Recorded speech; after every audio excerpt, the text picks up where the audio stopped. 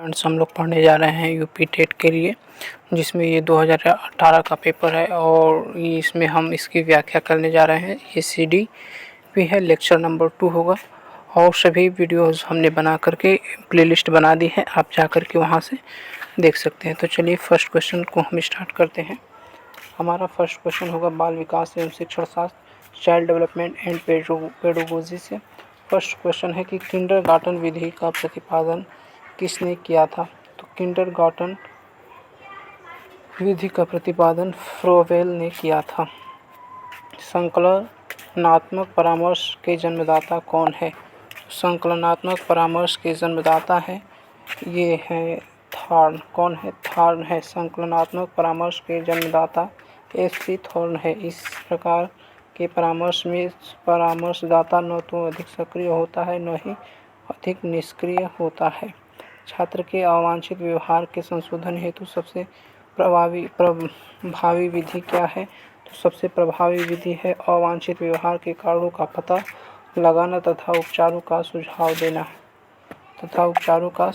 देना। डिसलेक्सिया संबंधित है। डिसलेक्सिया किससे संबंधित है? तो डिसलेक्सिया पढ़ने से संबंधित है। लेखन संबंधी समस्या डिस्ग्राफिया डिस्प्लेक्सिया है और पढ़ने से संबंधित डिसलेक्सिया है। ठीक है, लेखन से डिस्ग्राफिया या डिस्प्लेक्सिया है, लेकिन पढ़ने से डिसलेक्सिया है। और गणितीय कौशल से संबंधित डिस्कैल्कुलिया है। मौखिक रूप से सीखने की अक्षमता अफेजिया या डिस्फेजिया है।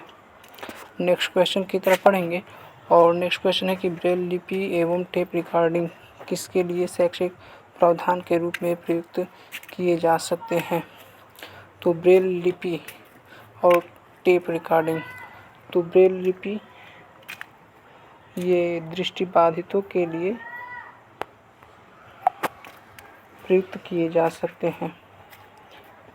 नेक्स्ट क्वेश्चन है कि CWSN का अर्थ क्या है? CWSN का अर्थ है children with special needs. Option number विशिष्ट आवश्यकता वाले बच्चे। नेक्स्ट क्वेश्चन होगा कि निम्न में से कौन सा परामर्श एक तत्व नहीं है? परामर्श एक तत्व नहीं है, तो ये वृत्तिक वृद्धि ये एक तत्व नहीं है। नेक्स्ट, मनोविज्ञान शाला उत्तर प्रदेश कहाँ स्थित है? मनोविज्ञान शाला उत्तर प्रदेश में इलाहाबाद में स्थित है। सन 1942 में इलाहाबाद में एक मनोवैज्ञानिक निर्देशक ब्यूरो स्थापित किया गया। यह कार्य आचार्य नरेंद्र देव की अध्यक्षता में किया गया था।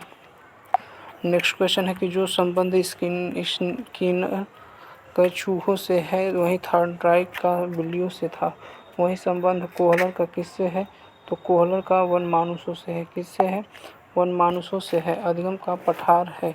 अधिगम में अवरुद्ध वर्धन है। नेक्स्ट क्वेश्चन है कि द बिहेवियर ऑफ ऑर्गेनिज्म नामक पुस्तक के लेखक कौन है? तो ये स्नीकर है। छात्रों में सही व्यवहार के प्रशिक्षण हेतु सर्वाधिक महत्वपूर्ण क्या है? तो सर्वाधिक महत्वपूर्ण है कि सही व्यवहार का प्रस्तुतिकरण। समस्या समाधान में लक्ष्य प्रवणता के संप्रत्यय को किसने प्रस्तावित किया था? तो किसने प्रस्तावित किया था?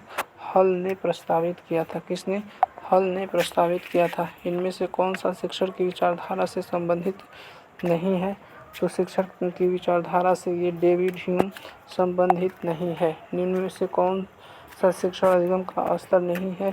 तो ये दूरवर्ती स्तर, ये शिक्षण अधिगम का स्तर नहीं है। स्मृति स्तर, अवबोध स्तर, परावर्ती स्तर। नेक्स्ट, निम्न में से कौन सी कक्षा शिक्षण में जनतांत्रिक शिक्षण नीति नहीं है? तो जनतांत्रिक, तो व्याख्यान वाला जो है ये व्याख्यान जनतांत्रिक नहीं है। नेक्स्ट 70 नंबर के निम्न में से कौन सी समावेशी शिक्षा की एक विशेषता नहीं है?